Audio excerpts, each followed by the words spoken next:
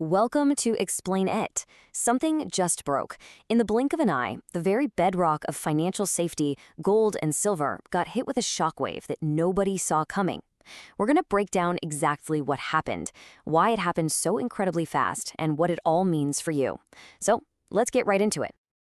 Just look at this number, $5.9 trillion. That's how much value we're talking about here. It just poof, vanished from the gold and silver markets. And you want to know the craziest part? The whole thing went down in about 30 minutes. Let that sink in. This wasn't a market correction. This was a high-speed, catastrophic system failure. So that leads us to the billion-dollar question, or I guess the $5.9 trillion question, right? What on earth could possibly cause the world's oldest, most trusted safe havens to just completely fall apart like that? I mean, these are the assets you run to in a storm, not the assets that become the storm. This wasn't just a bad day at the office. This was a sign that something deep inside the financial system itself is under incredible stress. All right, to really get a feel for what happened, we've got to look at the damage report. And believe me, this was not a gentle dip. This was like driving off a cliff. It was a shockwave that tore through every single corner of the precious metals world, from the biggest institutions all the way down to everyday investors. Okay, now look at this, because the numbers here tell a really interesting story. Gold took a serious punch to the gut. Yeah, down almost 6%. But silver got absolutely demolished, down 14%. And then look at the ETFs, the exchange-traded funds that so many people use to invest in silver. They went down a jaw-dropping 23%. So what does that tell us? It tells us the selling pressure was most brutal in the places where regular people invest. The pain was felt most on Main Street. And this is where it gets real. These aren't just abstract percentages. These are popular funds, the kind of things people have in their retirement accounts. Look at that. The ICICI Prudential Silver ETF lost nearly a quarter of its value. Gone in a day. Even the gold ETFs, which are supposed to be more stable, took double-digit hits. So yeah, this wasn't some far-off Wall Street drama. This hit home for a lot of people hard. So the obvious question is, what lit the fuse? What was the one thing that could set off this kind of inferno? Well, it turns out the trigger wasn't some new war or a natural disaster. Nope. It was a single piece of news out of Washington, D.C. that someone, somewhere, treated like a giant red panic button. And this quote right here from Tim Waterer nails it. It all came down to one thing. Who was going to be the next person to run the U.S. Federal Reserve? See, the market had been riding high on the expectation of more easy money policies. One little hint that the party might be over, and everything just imploded. And here's the name that did it, Kevin Warsh. President Trump signaled he was going to pick him. Now, you got to understand, in the world of central banks, there are two kinds of people. You're either a dove or a hawk. A dove wants to keep interest rates low to help the economy. A hawk, like Warsh, wants to raise interest rates to fight inflation. For years, the market has been on a sugar high from dovish, easy money policies. The idea of a hawk taking over was like someone threatening to take away the punch bowl, and the entire party freaked out. So let's connect the dots, because it's a pretty simple chain reaction. First, the hawk's signal hits the market. Immediately, traders bet on higher interest rates, which makes the US dollar shoot up in value.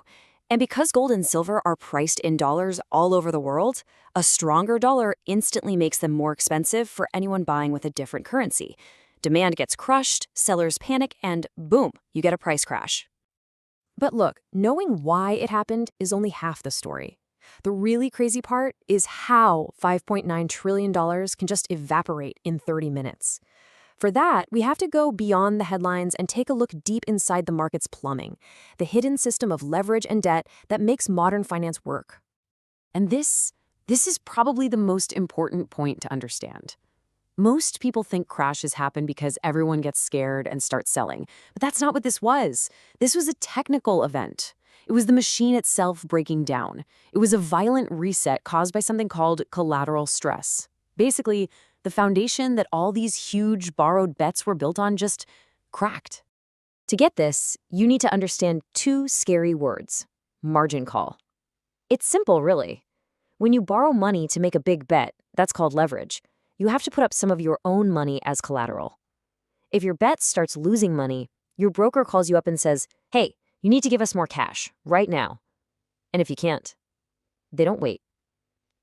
They just start selling your stuff to cover the debt, whether you like it or not. And this is how that one phone call turns into a full-blown market avalanche. The first price drop from the Fed news triggers a few margin calls. That forces some selling, which pushes prices down even more. That triggers a ton of new margin calls. That leads to more forced selling. Suddenly, you have a tidal wave of people who have to sell, but nobody is willing to buy. Prices don't just fall, they fall through thin air. It's a death spiral that just feeds on itself. Now, here's where it gets really fascinating. We need to zoom out. Because this brutal crash didn't happen in some weak, fragile market.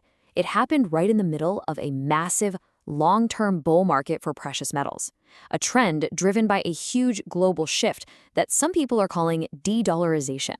See, to understand the tension here, you have to realize that before this flash crash, gold and silver were on an absolute tear, and for good reason. You had nonstop geopolitical drama. The U.S. national debt was exploding past $36 trillion, and most importantly, central banks all over the world were quietly dumping U.S. dollars and buying up physical gold. It was a perfect storm that was shaking confidence in paper money. And this chart right here, this tells the whole story. For decades, the U.S. dollar was the undisputed king, the main asset every country held in reserve. But look, you can see it with your own eyes. That dominance is slipping away. The dollar's share is shrinking, and gold's share is climbing. This isn't just speculation, you guys. This is a massive strategic shift by the biggest financial players on the planet. And the scale of this buying is just mind-boggling. We're talking about 244 metric tons of gold in just one quarter. I mean, try to picture that. It's literally hundreds of armored trucks packed to the roof with gold bars.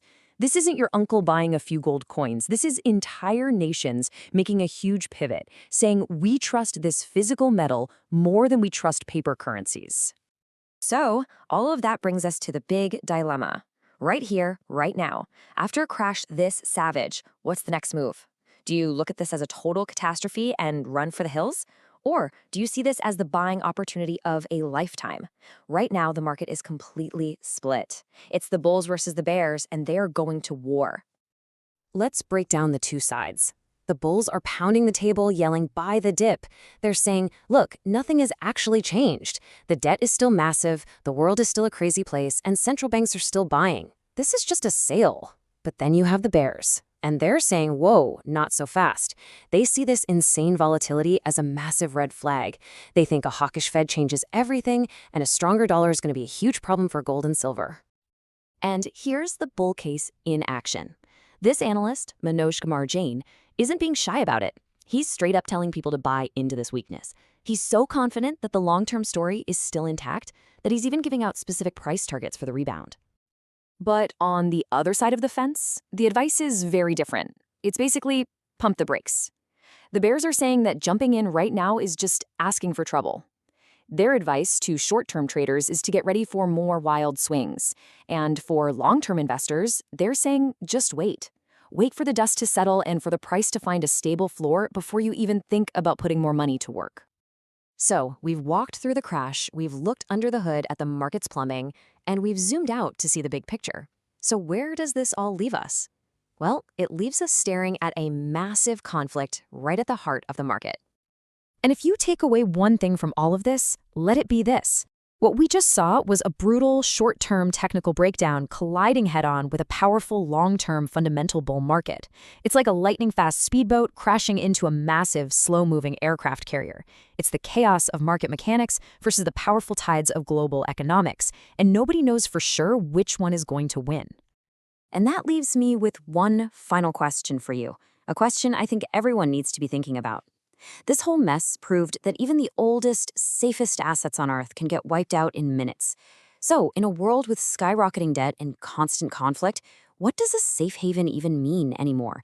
Is it something that never goes down, or is it something that can survive a crash like this and live to fight another day? I'd love to know what you think. Drop your thoughts in the comments below.